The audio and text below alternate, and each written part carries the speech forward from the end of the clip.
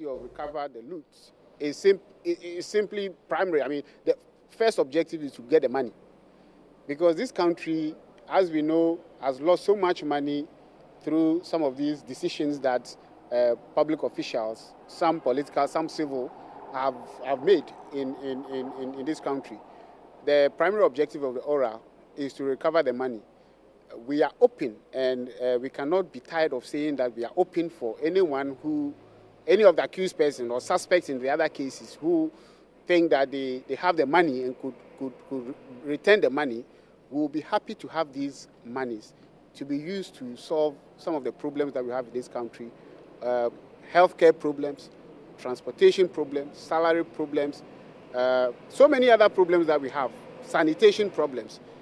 President John Mahama is interested in solving those problems, and we need money to solve them. So, again, let me repeat that we will be happy to take any money that anyone has. And, of course, the law allows us to have plea bargaining, which means that based on certain conditions and circumstances, we could vary the case that we put before the court or the consequence of the crimes that we are alleging in court. So once we do that, and let me tell you, a number of people have approached us with offers, some including monies being returned. And we have agreed with some of them. Some of them have agreed to be witnesses for us against some of the accused persons. So I think we are on track when it comes to the recovery. There's no better way of recovering the money than voluntary recovery. So if the people are willing to give us, we will take it. But that is not to say that you can keep the money and then serve jail terms and go for it, because there is an active process. The Attorney General has instituted an active process of recovering, tracing these monies. So I would say that whether you do it voluntarily or not, we would do whatever it takes in the name of the Republic of Ghana to retrieve every pesewa that we can from private hands and restore those monies to the people of Ghana and to the taxpayers of this country. I think for the purposes of clarity, are you making the point that we will not see the AG hold a press conference as we have seen them come past in the time past? No, the press conference is not. The AG will hold press conference when the need arises. In this particular case, we believe that the issues are already in the public. You journalists are very much aware of the SkyTrain issue.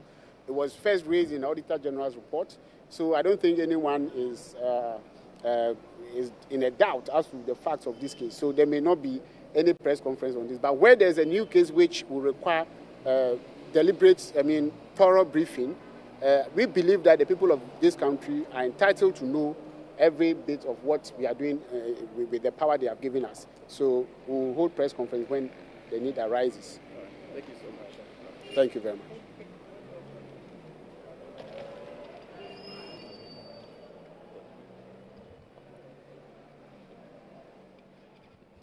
So that is the Deputy Attorney General, Dr. Shramsai. He is just leaving the court premises. The news we have is that the former CEO of the Ghana Infrastructure Investment Fund, he's been brought to court. He's been granted bail.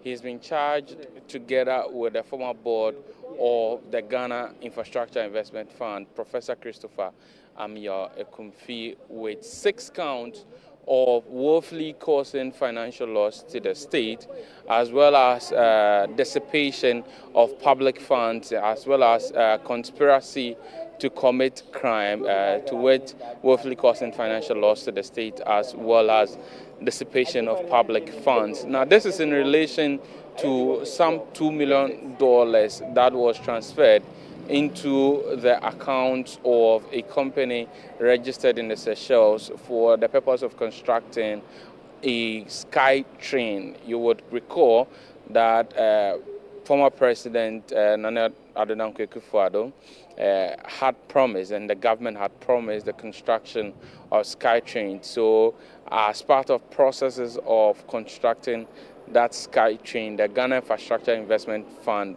was established, and engagements were held with a company established in the Seychelles for the purposes of putting up their SkyTrain. the said company, Africa Holdings Limited, was supposed to be to design, build, and operate the SkyTrain. But as part of the Ghana government, through the Ghana Infrastructure Investment Fund, was to have 10% of the shares. And so after an agreement was reached between the government of Ghana through GIIF as well as the Africa Holding Limited, there was a request from the company in Seychelles for the government of Ghana to pay $2 million for a transfer of 10% of the shares.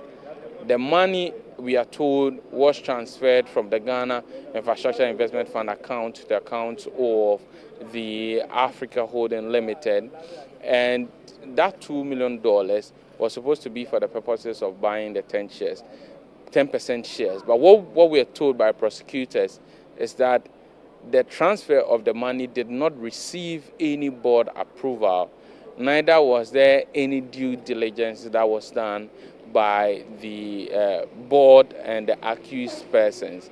The state has told the court that other board members who were inquired in their investigative caution statement noted that there was no point where such a matter was tabled before the board for deliberation or approval. According to the facts of the case as presented in court, we are told the second accused, that's Professor Christopher Akumfi, indicated to the police that he signed based on a recommendation by the first accused person. The first accused person, he has pleaded not guilty to the charges. He's been granted bail to the tune of 15 million Ghana cedis with two sureties to be justified with landed properties in Accra. Professor Akumfi, on the other hand, is yet to take his plea because he was absent in court today. And as we have been told in court, this is because of a medical emergency. Hence, the case had been adjourned to May 20, following which Attorney General Dr. Shremsai, he indicated to us that the state, as the Attorney General has always indicated, is ever ready to negotiate with anybody who is standing trial, who is accused of having caused some financial loss to the state, or even in the extreme instance have stolen some money from the state, and is willing to undertake a plea bargain to bring the money for the state to be able to recover some funds. And so he has given indication that the state is available for a plea bargain for the two accused persons, any other person who is being investigated or being tried by the state. He's also indicated to us that when it comes to whether monies were actually paid to this Africa Holding Limited, or the Africa Holding Limited actually existed, it is up to the defense to prove that. But what the state concerns itself is that there's evidence that some $2 million moved from the account of the Ghana Infrastructure Investment Fund to that of the Africa Holding Limited, with no work done, with no due diligence, and with no authorization. And in the view of the state, this is woefully causing financial loss to the states. This is dissipation of public funds, which, in the view of the state, the two accused persons ought to answer before the court. The case is before the Criminal Court 4, and on May 20, we'll be here to bring you details as to whether Professor Christopher Akumfi, the former board chair of GIIF, will be able to make himself available to the court to take his plea and the further directions that will be given by the court.